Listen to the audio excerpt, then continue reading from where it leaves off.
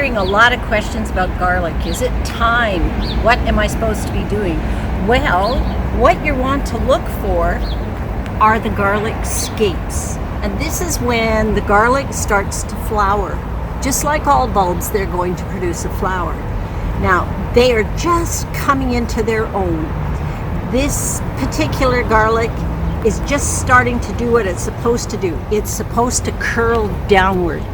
And literally within about 6 days, it will curl tightly into itself and it will start to flower. That is when we're going to cut it off. Don't throw this away. It is so delicious. Garlic, right away, best taste you've ever had.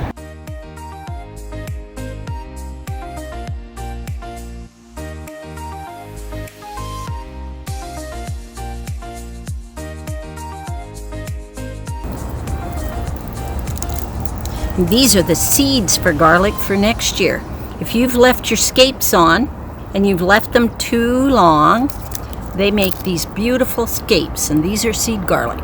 Now, once you do seed garlic, you're going to have to wait a couple of years for them to grow.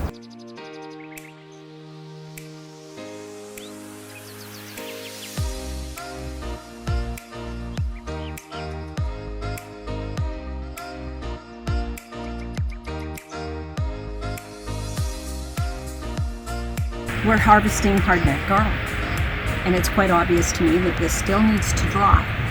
One of the things you do at this stage is you're not going to interfere with this stem, because as you can see, it's hard and you want to leave the hard neck in place. Now, what I want to do is get it really nice and dry, and these little fibrous roots need to be completely dry, and that's the test of dried garlic. Then you're going to take a rough pair of gloves and you're going to rub off the soil, and then, and only then, you might cut it to here. Don't interfere with the hard neck. You want to leave as much of the hard neck as you can, because that stores it better and keeps it intact. ATCO Blue Flame Kitchen, kind of our garden we put together. We're chefs but lazy gardeners, and we like to know where our food comes from, and so we like to sort of play around a little bit in the mud. So absolutely. So I understand we have elephant garlic in the front row. That's right. I've got a bamboo stick here and a little bit down the front row. Okay. Another one to kind of denote where we've got our elephant garlic, and the other variety is kind of a red variety that we just got from one of our suppliers. Okay. Get your fork right down and in, and I chose to bring a fork because I don't like using a spade, because sometimes you slice the garlic up and you don't want to do that. Understandable. We want to loosen it. So what you're doing, maybe go down a bit further. Perfect. And look, we've loosened the ground, and it means that we can pull. Now that's elephant garlic. Yeah, Wonder what these guys are like.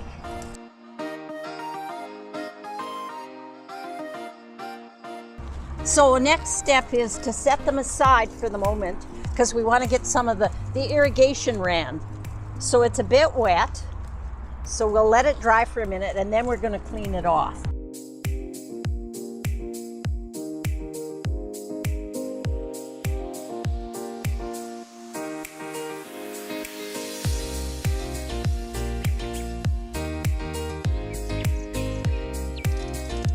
We've cleaned some of the soil off. We're going to have to let some more fall, which it's starting to do naturally because we've had it sitting here in the sun.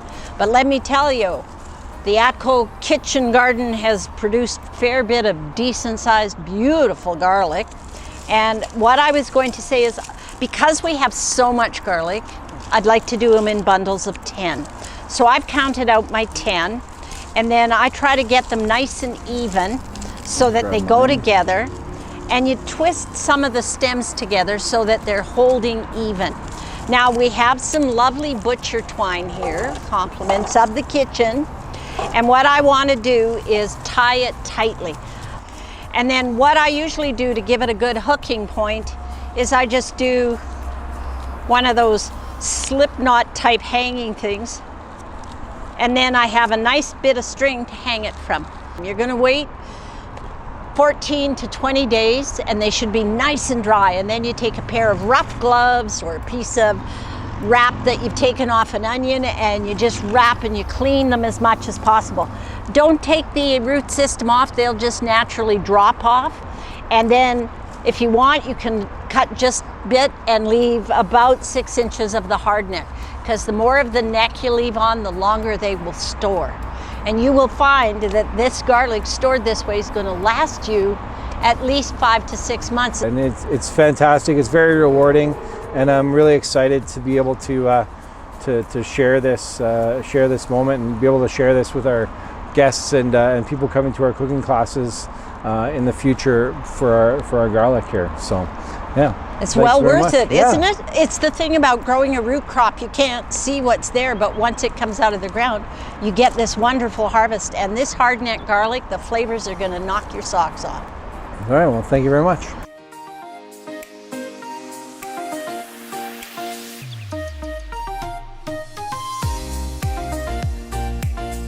So a couple of weeks ago we harvested the garlic and we took it out of the garden, and it had to dry. It had to be hung and dried for at least 2 weeks, and as you can see, it's dried out really well, and it's still got its labels, and we're still looking pretty good. Now the trick is to get it clean, and what you do is you just take a pair of gloves or your bare hands if you so choose, and you just clean off the dried outer skin. You don't break the seal on this part of the garlic. You're just cleaning all the mud off and all the dirt off. This way, if you so choose, you can keep it. And by doing it this way, you're going to find that you can keep your garlic for upwards of 6 months. And I tend to like to keep them in their bundles till I use them, and I like to know the names of them.